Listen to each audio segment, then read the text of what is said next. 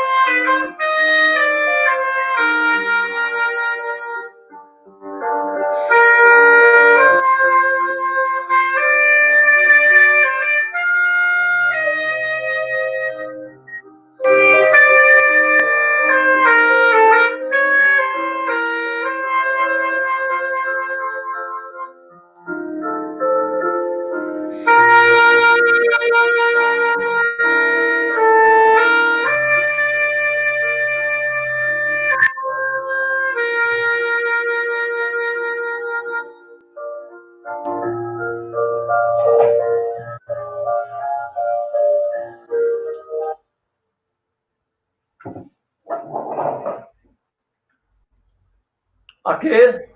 Nosso confrade Eduardo irá ministrar a palestra com o tema Reforma Íntima em Busca da Autoiluminação. Que Jesus, os espíritos superiores, o inspire nessa sua palestra. Muita paz. Nós vamos sair da sala e deixo a palavra com você. Obrigado. Boa noite a todos e a todas que estão nos ouvindo. É muito bom estar aqui com vocês pela primeira vez e online, para nós podermos estudar nossa doutrina maravilhosa, para tentarmos renovar as nossas intenções, para pôr em prática a nossa reforma íntima em busca da nossa iluminação ou do nosso autodescobrimento. Aprendendo a agradecer as oportunidades que temos, como essa, desta noite, daqui de Santa Catarina, conversando com vocês, irmãos da Seara Espírita, convidados e simpatizantes do Núcleo Obreiros do Porvir, daí de Guanabi, Bahia, pelo YouTube. E também sermos gratos pela maravilhosa oportunidade reencarnatória que estamos vivenciando neste momento. Então, vamos refletir juntos. O que estamos fazendo desta oportunidade? De estarmos mais uma vez nesse mundo? Como estamos desfrutando das nossas vidas? De como nós estamos olhando as nossas vidas? O que estamos fazendo para melhorarmos? O que não estamos fazendo? Nesse momento, vou convidá-los a fazer uma viagem interna. Eu estou também incluído a fazer essa viagem com todos vocês. Viagem essa buscando um olhar para dentro de cada um de nós, lá no nosso íntimo. E neste olhar interior, neste olhar de nossa intimidade, de nossas vidas, buscaremos lá no fundo como é que estamos aproveitando esta bendita dessa oportunidade de estarmos aqui mais uma vez encarnados. Mas, às vezes, no corre-corre ou na jornada diária de nossas vidas, corremos tanto e às vezes parece que o tempo parece se reduzir perante tantos compromissos que arrumamos. Mas eu pergunto a vocês, por que estamos atualmente com tanta pressa? Pressa do quê? Pressa para chegar aonde? Chegar onde? E para quê? A gente precisa de momentos que devemos parar e observar as paisagens desse mundo bonito, lindo e gigantesco. Refletirmos sobre nós, quem somos, o que queremos. Será que estamos fazendo tudo certo para conosco? Mas, se realmente conseguimos parar um pouco, para refletirmos, pensarmos, refletirmos em nós, meditarmos, e que esses momentos e reflexões venham de encontro a conhecer e buscar lá no nosso íntimo, das nossas vidas, da nossa alma, buscando lá no fundo quem estamos sendo, o que estamos fazendo conosco. Assim, já estamos dando a nós o primeiro passo para a reforma íntima em busca dessa iluminação que tanto procuramos, que é o nosso autodescobrimento. E por falar em reforma íntima, a reforma íntima é o grande pilar da doutrina espírita. É o degrau principal, o ponto de partida mais importante para a nossa evolução moral. Quando se fala na reforma íntima, é muito comum que em seguida venham as nossas mentes. Nós temos que melhorar as nossas condutas, nossas atitudes, nossos pensamentos. Nós ouvimos frequentemente alguém dizer, e até às vezes, até para nós, você tem que mudar o seu jeito de ser, de pensar, de agir. Muitos nos dizem isso. Também as filosofias nos falam as mesmas coisas. Muitas doutrinas, muitas religiões também nos deixam sobre esses alertas. A própria filosofia nos recomenda que melhoremos para com nós mesmos e assim possamos manter a nossa harmonia equilibrada. Mas, se tratando da doutrina espírita, a reforma íntima é mais profunda, Porque a doutrina espírita, particularmente, aborda esse assunto sobre o ângulo muito mais profundo, muito mais intenso. Porque a reforma íntima é simplesmente, para a doutrina espírita, o ponto mais importante para o início de nossas evoluções, em busca dessa iluminação do nosso autodescobrimento.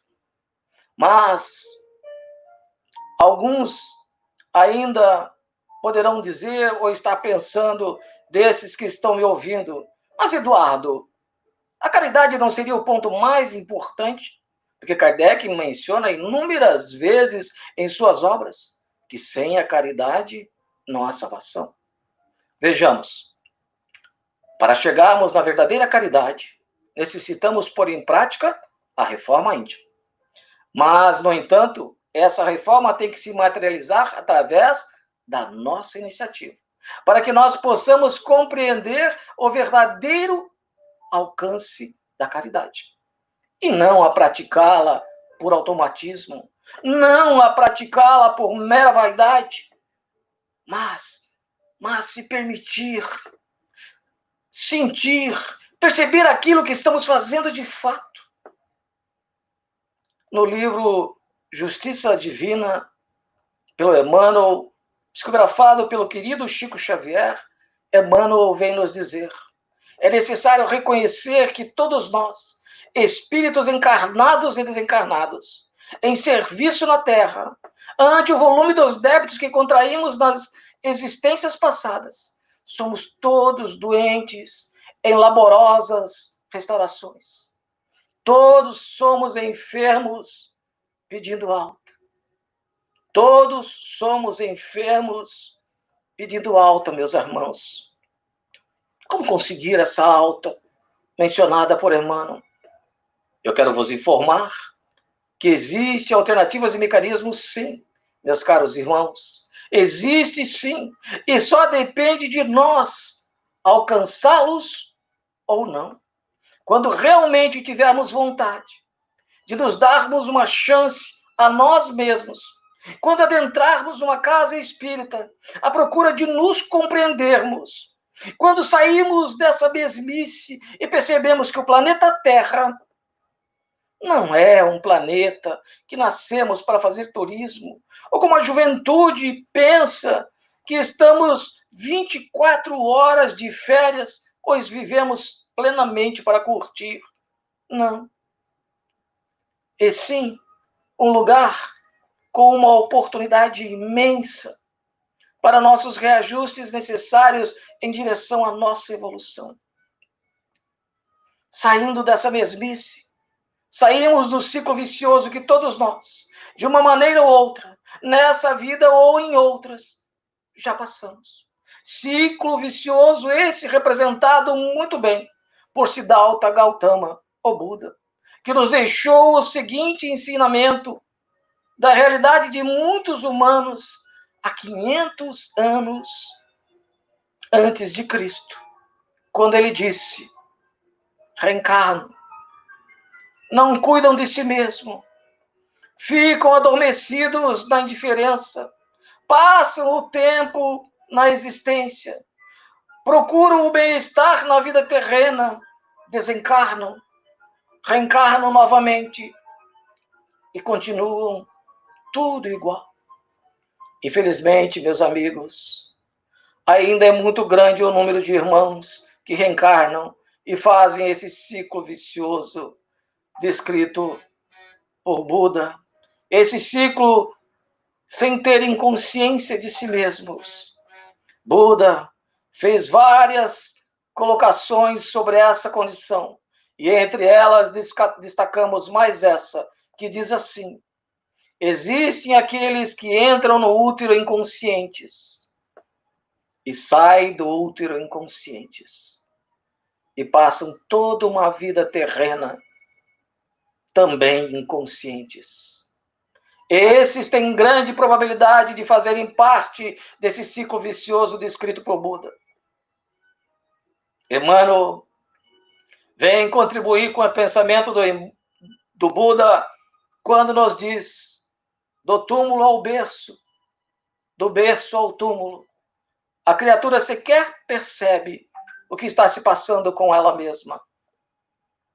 E André Luiz, no livro Sexo e Destino, também vem contribuir com esse pensamento de Buda, dizendo: nascer, crescer, reproduzir-se, cuidar da cria e morrer. Até aí chegam os nossos irmãos animais irracionais. De fato, eles chegam até esse ponto. A diferença aqui é que nós, seres humanos, já estamos em outro processo evolutivo. Consequentemente, somos racionais. Já nos diferencia, ou era para nos diferenciar dos nossos irmãos irracionais. Simplesmente pelo ato de pensar, que nos fora concedido através dos técnicos da espiritualidade superior. Como tenta nos explicar André Luiz, no livro Evolução em Dois Mundos, psicografado por Chico Xavier e Valdo Vieira. Quando eu digo tenta nos explicar, é porque esse livro tem tanto conhecimento que fica difícil uma simples leitura. Nós temos que nos dedicarmos a estudar num grupo de pessoas para conceber os seus ensinamentos. E ele continua nos dizendo: o pensamento nos foi dado para nos evoluirmos. A necessidade de se comunicar veio através da observação dos animais, da comunicação entre os animais, provindo pelo instinto de sobrevivência. Com a intervenção dos técnicos da espiritualidade superior, despertou lá no homem paleolítico, na antiguidade, além do pensar, a vontade. Em seguida, a fala, o pensamento. Com o pensamento aparece o desejo, a satisfação, o pensar, o aprender. O pensamento surgiu e o despertar da consciência veio junto. O princípio da responsabilidade humana havia nascido. E podendo usar todo esse cabedal de conhecimento que todos nós temos, adquirido ao longo de nossas trajetórias reencarnatórias, em experiências vividas aqui, nesse planeta por inúmeras vezes. Como é fenomenal, é impressionante o material evolutivo que fomos conquistando e continuamos a conquistar em direção à nossa evolução. Nós só alcançaremos a reforma íntima e a iluminação somente quando assumirmos as responsabilidades de nossos atos. Primeiro passo para a busca do nosso autodescobrimento. Mas, entre os ouvintes dessa noite, podemos ter alguém refletindo e pensando mais ou menos assim: mas, Eduardo, por que a doutrina espírita tem tamanho foco na reforma íntima? O que essa reforma íntima representa? O que ela significa? E como ela pode ser feita? Meus caros irmãos da Seara Espírita, convidados e simpatizantes, é exatamente o que estamos tentando mostrar a vocês. E para tanto, vamos recorrer ao Livro dos Espíritos na pergunta 919, quando Kardec perguntou: qual o meio prático mais eficaz que tem o homem de melhorar nesta vida e de resistir à atração do mal? E os espíritos celestiais lhe responderam: um sábio da antiguidade já vos disse, conhece-te a ti mesmo. E aqui, nesse momento, neste questionamento de Kardec, diante da resposta dos espíritos, temos uma grande probabilidade de Kardec ter pensado, meditado intimamente: mas como que eu posso tentar fazer a reforma íntima nessa vida? Como que eu posso superar a tentação do mal, se eu mal me conheço? E os espíritos celestiais, captando, então continuaram a resposta. E quem veio colaborar com essa continuidade foi Santo Agostinho, respondendo assim: conhecemos toda essa sabedoria desta máxima, Kardec. Porém, a dificuldade está precisamente em cada um conhecer-se a si mesmo. Qual o meio de consegui-lo? E ele continua: fazei o que eu fazia quando eu vivi na Terra. Ao fim do dia, interrogava a minha consciência. Todo o fim do dia, Santo Agostinho, ainda encarnado, refletia. Perguntava a si mesmo se não faltara algum dever, se ninguém tivera motivo para dele se queixar. Enfim, fazia essa reflexão diariamente e se perguntava onde tinha errado, por que errou e como faria para acertar dali para frente. Ele se avaliava diariamente a sua conduta daquele dia anterior e verificava onde poderia acertar, o que poderia melhorar, o que poderia corrigir, o que poderia superar, as impaciências que teve, as intolerâncias que manteve, as coisas boas que fez e deveria preservar. Eis aqui, meus irmãos, da seara espírita, um exemplo de renovação, de reforma íntima, em busca da iluminação, realizada por Santo Agostinho. O que podemos concluir dessa mensagem, com essa pergunta e resposta do Livro dos Espíritos? Nos mostra o quê? Nos mostra que ainda nos falta a fé em nós, para que Deus continue nos intuindo para o bem. O que ainda nos falta é a vontade de queremos mudarmos para melhor. O que ainda nos falta é acreditar mais na existência de Deus. O que ainda nos falta é acreditar na nossa real existência, que somos espíritos e imortais. O que ainda nos falta é acreditar que somos capazes, sim, de sofrermos mudanças éticas e morais. Basta nós termos vontade. Então,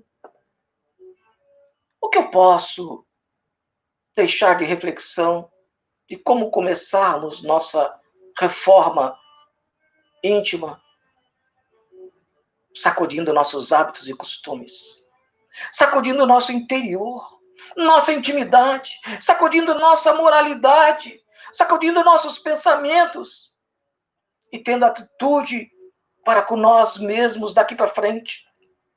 Ainda recorrendo ao Livro dos Espíritos, agora na questão 629, Kardec pergunta: qual é a definição, que definição se pode dar da moral?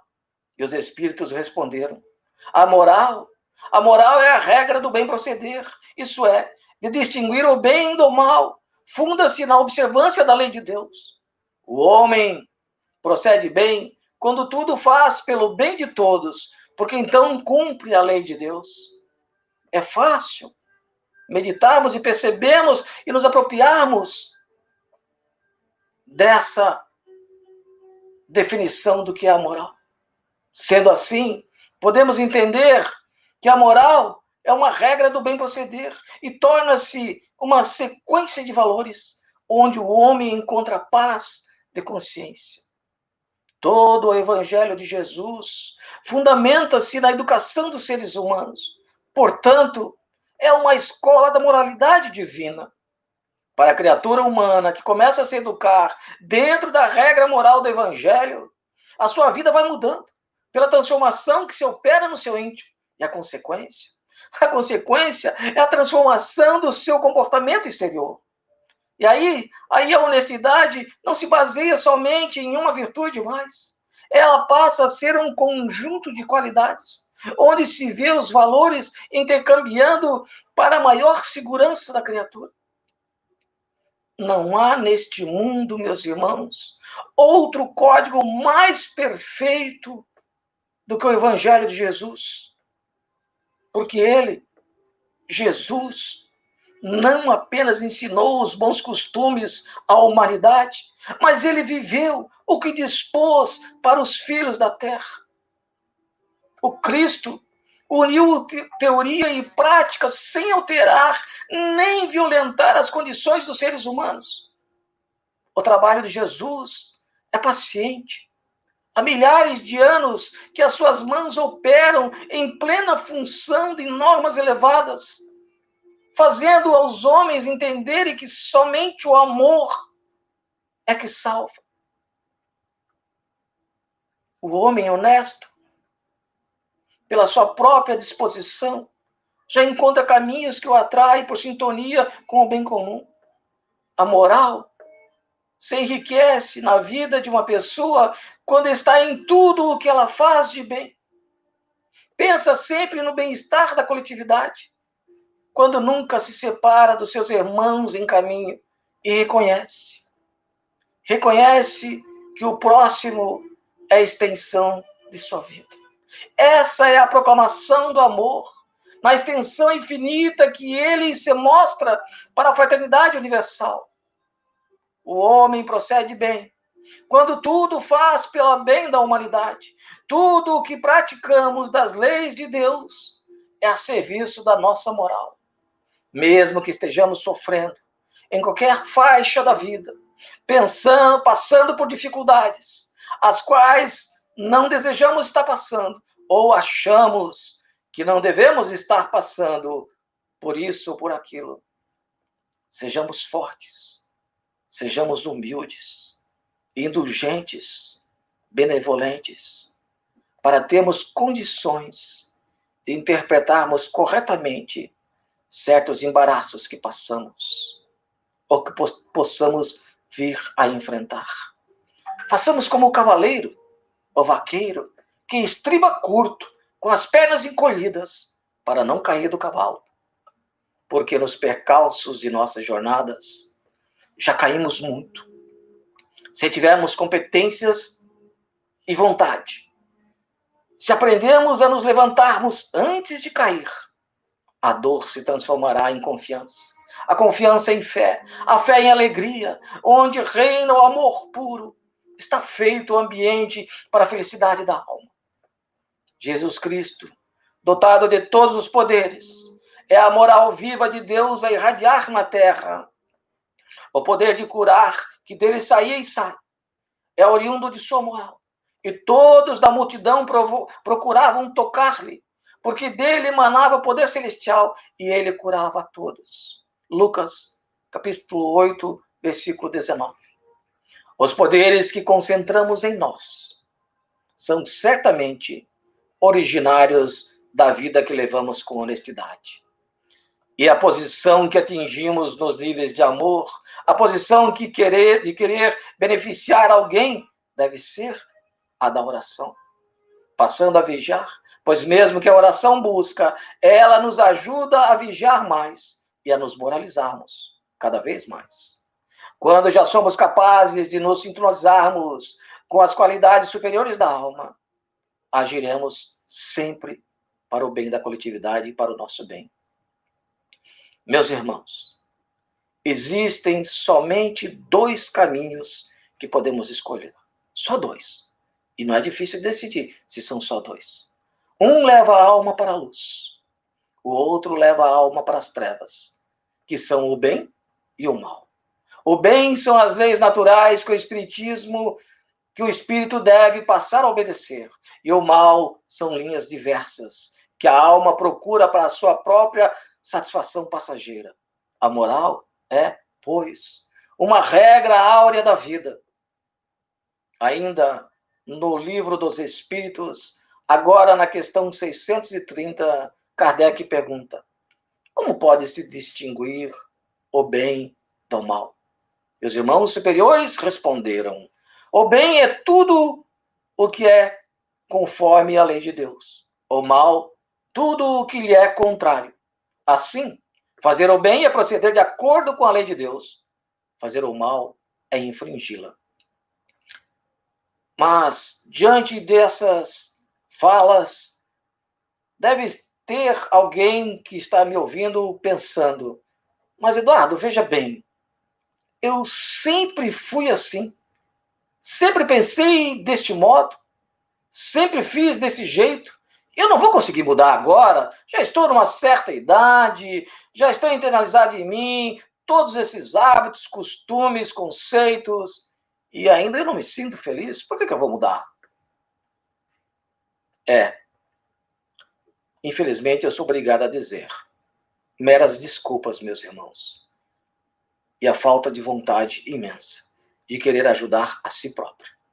Esse hábito que temos e que adquirimos de não queremos nos mudarmos, já pode ser considerado um princípio do autodescobrimento.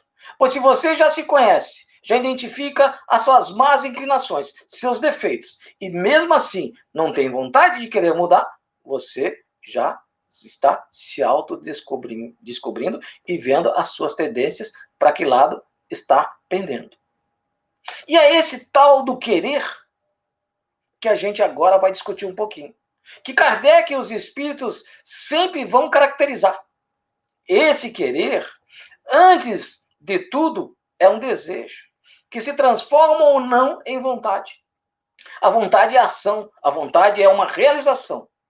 Para entendermos melhor, vamos ver se eu consigo me fazer entender. A diferença entre o desejo e a vontade na filosofia quer dizer assim: a vontade é o desejo que acontece e que se realiza. O desejo pode ser um projeto, uma proposta. Para entendermos bem, vejamos esse exemplo. Tem muita gente que deseja parar de fumar. Enquanto só desejarem de parar de fumar, é muito provável que não vão parar. É preciso ter vontade de querer parar de fumar. A vontade é o desejo que se realiza. Ou ainda podemos dizer: eu estou com a vontade de fazer academia para perder aquela gordurinha extra. Errado. Você não está com vontade de fazer academia. Você está com desejo. Quando você está com vontade de malhar, de fazer exercícios físicos, você se levanta e vai fazer. A vontade é o desejo que se materializa, é uma ação, é a vontade que faz acontecer. Então, quando você fica desejando como projeto, você não realiza. Você precisa transformar o desejo em vontade, pois a vontade é o que faz acontecer. Quando você realmente querer, tem que ser um querer com vontade. Essa vontade fará acontecer. Aí você vai se transformar, vai alcançar essa iluminação tão desejada através da vontade. O ser humano é assim, só deseja. Querem ver uma coisa? Todos nós desejamos que o bem prevaleça, correto? Acredito que todos vocês concordam comigo que estão me ouvindo nesse momento. Eu pergunto a vocês, aqui, das pessoas que estão me ouvindo hoje, tem alguém que deseja que o bem não prospere? Claro que não. Se fosse assim, vocês não estariam nem aqui me ouvindo. Se vocês desejassem que o mal prosperasse, vocês estariam em outro lugar, não participando desta live espírita. Estar aqui significa que todos nós desejamos que o bem prospere. Agora, se eu não faço nada para isso acontecer, isso é somente desejo, não é vontade. Vamos complicar um pouquinho, então. Vamos lá na questão 909, quando o Kardec pergunta aos espíritos: poderia sempre o homem, pelos seus esforços, vencer as suas más inclinações? O problema aqui é que eu preciso vencer as minhas inclinações ruins que eu trago comigo, que me impedem de ser melhor. E normalmente eu vou adiando. O que é mais difícil nessa pergunta, nesse questionamento? Será que eu posso vencer isso? Vamos reler mais uma vez a pergunta. Poderia sempre o homem, pelos seus esforços, vencer as suas más inclinações? Eu não gosto de fixar muito tempo nessa pergunta, não, porque dói um pouco pensar nisso. Porque a pergunta é clara, gente. Ela é afirmativa. Ela diz: poderia sempre. Não é de vez em quando, é sempre. Kardec é muito exigente na pergunta. Poderia sempre o homem, pelos seus esforços, vencer as suas más inclinações? Não é poderia de vez em quando, não. É poderia sempre. Alguém na plateia, alguém aqui dos ouvintes pode estar pensando assim: puxa vida, o que o Macedo fez? Trouxe esse cara doido falar esse monte de coisa para nós nessa noite. O Eduardo deve estar fora da casinha, porque eu tive alguns problemas há pouco tempo e fui procurar o meu psicólogo. E ele me disse que tem certas tendências que eu trago comigo que eu não consigo vencer. É porque esse sou eu. Eu sou assim. Mas a pergunta de Kardec insiste dizendo: poderia sempre.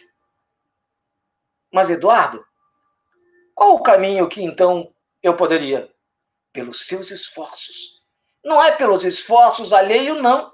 É pelos seus esforços que você vai vencer as suas más inclinações. Mas pode ter alguém retrucando de novo.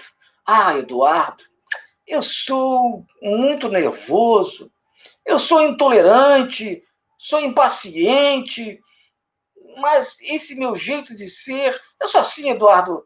Eu nasci assim, desde que eu me conheço por gente, eu sou assim. E eu, Eduardo, o expositor, vou perguntar novamente: poderia sempre o homem, pelos seus esforços, vencer as suas más inclinações? Vamos parar de filosofar um pouco sobre a questão 909 e vamos diretamente à resposta que os espíritos deram a Kardec, que diz assim: sim, e frequentemente, fazendo esforços muito insignificantes.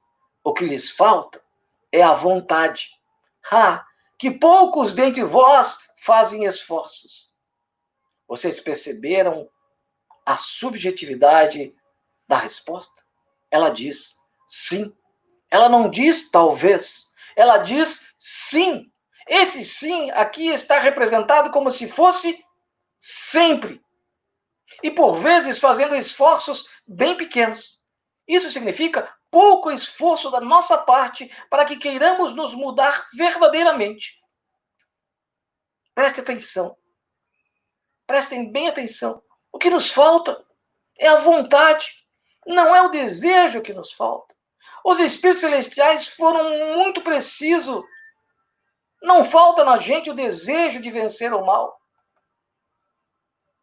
Posso perguntar aqui novamente? Tem alguém aqui que está me ouvindo que não tem desejo de avançar e progredir para fazer o bem? Eu acho que não. Vocês não precisam nem tentar responder, porque senão vocês não estariam aqui me ouvindo. Então, todos nós temos desejo de vencer a nós mesmos. Temos desejo de enfrentar as nossas dificuldades. Temos desejos de não sermos egoístas, de não sermos orgulhosos, de não sermos impacientes e de tantas outras inclinações. Tenho certeza que sim, todos nós temos esse desejo de não ter nenhum desses vícios morais. Mas é o desejo que nos falta? Não é, não. Não é. O que nos falta, então, é a vontade. Porque a vontade é o desejo que faz acontecer. É a ação imediata. Esse desejo que temos com mais frequência pode não virar vontade, gente. Mas na hora que eu quero, um querer com vontade, eu realizo. Porque querer sem motivação, sem determinação, é apenas um desejo. O verbo querer em português tanto pode significar desejo, como pode significar vontade. Basta nós termos uma grande vontade para escolhermos uma dessas duas opções. Vejamos. Bezerra de Menezes conheceu a doutrina espírita com 56 anos de idade. Pense na mudança radical que teve que ter Bezerra. Ele teve um querer desejoso? Ou ele teve um querer com vontade, com motivação, com determinação, com estudo? Claro que Bezerra teve um querer com muita vontade. E é só assim, gente, que nós, que estamos tentando ou deveríamos tentar nos melhorarmos cada vez mais, tentando pôr em prática a nossa reforma íntima, em busca da nossa iluminação. Mas para isso acontecer, basta que nós tenhamos vontade de nos descobrirmos verdadeiramente como ainda somos. No livro Obsessão e Desobsessão, de Sueli Caldas Schubter, com o título Gradação das Obsessões, ela complementa essas nossas supostas dificuldades ou desculpas, dizendo mais ou menos assim: o mais corriqueiro é que a pessoa se deixa levar pelo seu lado negativo, já que as sombras ainda têm maior campo de domínio nos seres humanos. Não damos, na maioria das vezes, importância alguma aos nossos estados emocionais, que oscilam bastante. Se ponderarmos, iremos constatar que para o desequilíbrio de nossas emoções, pequeninos nadas, mas pequeninos nadas mesmo, tornam-se gigantes, poderosos e nos fazem vacilar a nossa aparente serenidade interior, levando-nos ao estado visível de turvação mental. É, sobretudo, no cotidiano que se patenteiam tais possibilidades mascaradas, comumente com o nome de gênio forte. E com essa desculpa de gênio forte, aceita e generalizada por outros tantos seres humanos com igual fortaleza de gênio, que procuramos justificar nossos desvios de caráter. Quando assomamos a esta porta com a nossa má inclinação, com a nossa má formação íntima, a expressar-se na irritação, no mau humor, na ira, na maledicência e tantos outros procedimentos negativos, as meras desculpas que internalizamos em nós, por falta de vontade de queremos ajudar a nós mesmos, isso que é interessante, ajudar a nós mesmos, poderá ajudar-nos a cair do cavalo falado lá na frente, mas dessa vez do cavalo da paciência, da determinação, da persistência, da aceitação.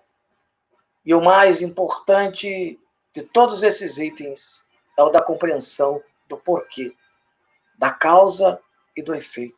Sem questionar ou reclamar que isso acontece comigo, só assim estaremos dando início definitivo à nossa renovação íntima, à busca da nossa iluminação. Mas como? Vamos assumir qualquer coisa sem questionar ou reclamar? Através, além da nossa vontade, da procura, do esclarecimento, da leitura, porque nós só alcançaremos a fé esclarecida, se ela é uma fé esclarecida, porque nós compreendemos. Se nós compreendemos por que nós sofremos, então não temos o direito de reclamar. Eu nasci como pessoa com deficiência, tenho 57 anos de idade. Hoje sou conhecedor desta minha grande oportunidade. Não reclamo. E como falamos no início, no bate-papo na sala virtual, com o Gerson e com o Macedo, na próxima vida eu vou reencarnar como um andarilho, só para caminhar o que eu não andei nessa. Mas não pensem que a minha vida tem sido uma vida de tribulações, uma vida de tristeza. Pelo contrário, tem sido uma vida de bênçãos, onde eu consigo mostrar para muita gente que viver é bom demais. E que reclamar não resolve nada. Porque se reclamar resolvesse, nós, as pessoas com deficiência, iríamos reclamar para sair andando, ouvindo, enxergando, ter um intelecto normal. Mas não resolve. Temos que tocar o nosso barco para frente. E como que nós vamos tocar o nosso barco para frente? Remando com esses braços defeituosos? Sim, com esses braços defeituosos, com essas pernas defeituosas, remando com a fé esclarecida, que essa é uma oportunidade de reajuste da minha vida. E que na próxima, se Deus quiser, vai ser muito melhor do que essa. Se já for igual a essa, já vai ser uma benção. Porque como eu aprendi com uma amiga de trabalho da Casa Espírita, todos nós estamos vivendo a melhor encarnação das nossas vidas. Se nós pararmos para analisarmos, é isso que está acontecendo. Todos nós estamos vivendo a melhor encarnação que nós já vivemos. Porque se nós pensarmos, ou só nos imaginarmos naqueles filmes da antiguidade, viver naquela época deve ter sido um pouquinho mais difícil do que nessa. Na estrada cristã, somos todos defrontados, sempre por grande número de irmãos que se aquietam à sombra da improdutividade, declarando-se acidentados por desastres espirituais. É alguém que chora a perda de um parente querido, chamada transformação do túmulo. É o trabalhador que se viu dilacerado pela incompreensão de um amigo. É o missionário que se mobilizou à face da calúnia. É o operário do bem que clama infinitamente contra a fuga da companheira que ele não percebeu a dedicação afetiva. É o idealista que espera uma fortuna material para dar início às realizações que lhe competem. É o cooperador que permanece na expectativa de um emprego ricamente remunerado para consagrar-se as boas obras. É a mulher que se enrola no cipó da queixa contra os familiares incompreensíveis. É o colaborador que se escandaliza com os defeitos do próximo, congelando as possibilidades de vir a servir. É alguém que se deplora num erro cometido, menosprezando as bênçãos do tempo em remorso destrutivo. O passado, porém, se guarda as virtudes da experiência, mas nem sempre é o melhor condutor da vida para o futuro. É imprescindível exumar o coração de todos os envoltórios entorpecentes, que por vezes nos amortalham a alma. A contrição, a saudade, a esperança, o escrúpulo são sagrados, mas não devem representar impedimento ao nosso acesso à esfera superior. Centralizamos nossas energias em Jesus e caminhamos para adiante, sempre para frente, em busca da nossa evolução, mas com vontade, com a fé esclarecida, e que tenhamos vontade de vencer nossos reajustes, com amor, com aceitação e com resignação. Ninguém progride nessa vida sem renovar-se. Eu peço a Jesus, a Deus e a toda a espiritualidade que possa jogar sobre a cidade Guanambi bênçãos de amor a todos que estão me ouvindo e a todos aqueles que necessitam. Muito obrigado pela paciência de me ouvirem. Que a paz de Jesus permaneça nos seus corações. Um beijo no coração de todos. Muito obrigado. Nós queremos agradecer ao confrade Eduardo Torto Meneghelli, de Balneário Camboriú, Santa Catarina, pela excelente palestra.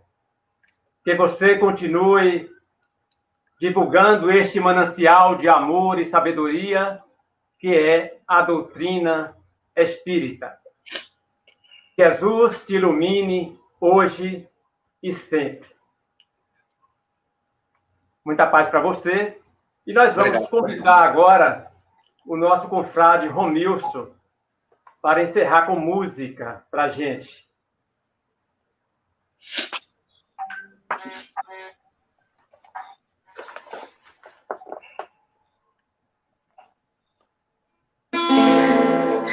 Boa noite a todos. Agradecer aí ao palestrante da noite.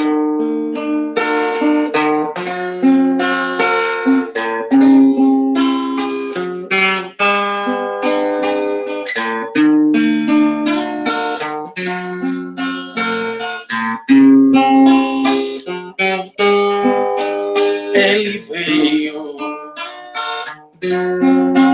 pão da vida, luz do mundo, tinha um olhar triste e profundo, que nos trouxe a tua paz.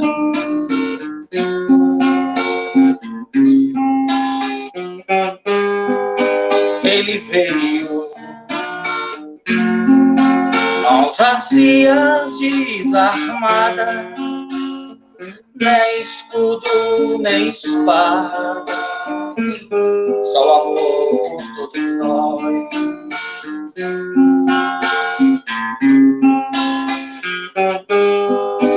Ele veio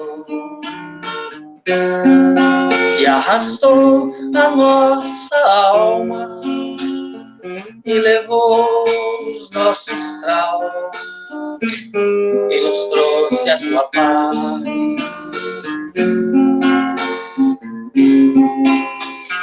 Toda noite sem estrelas ele brilha,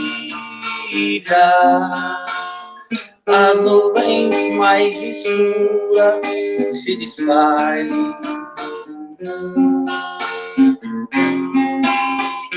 Toda noite sem estrela ele brilha,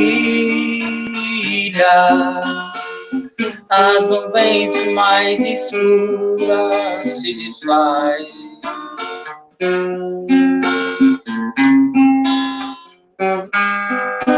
Ele veio, pão da vida, luz do mundo, tinha um olhar triste e profundo, e somente tinha voz.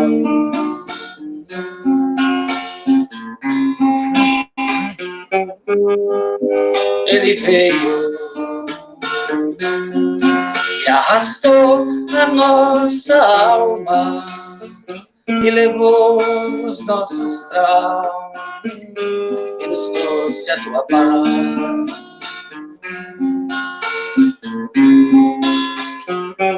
E nos trouxe a tua paz.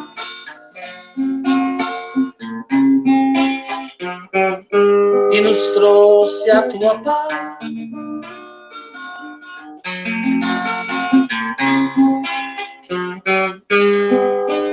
Ele veio.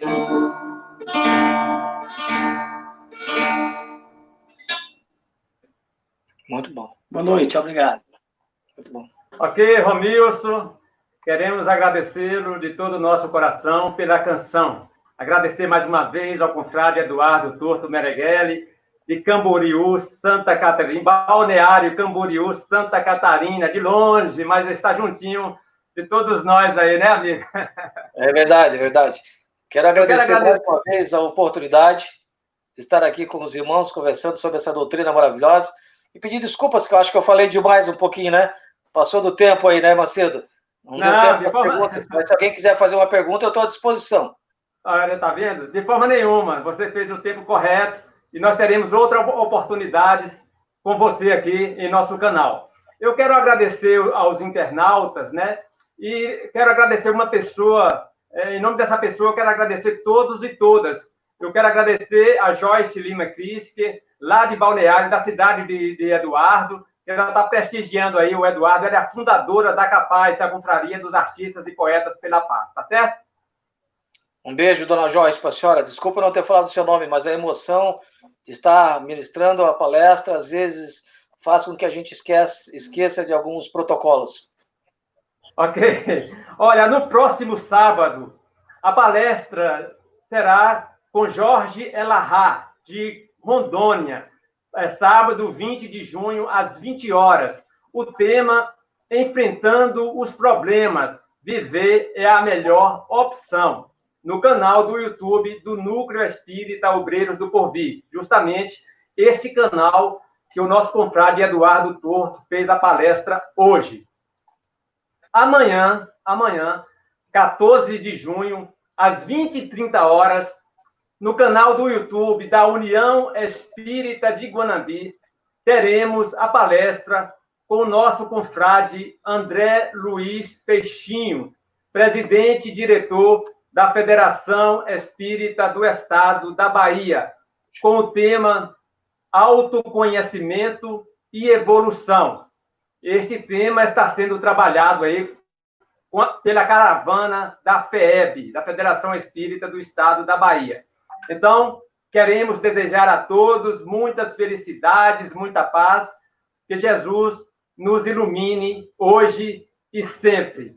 Felicidades para todos e todas, muita paz. Até amanhã, então, no canal da União Espírita de Guanambi.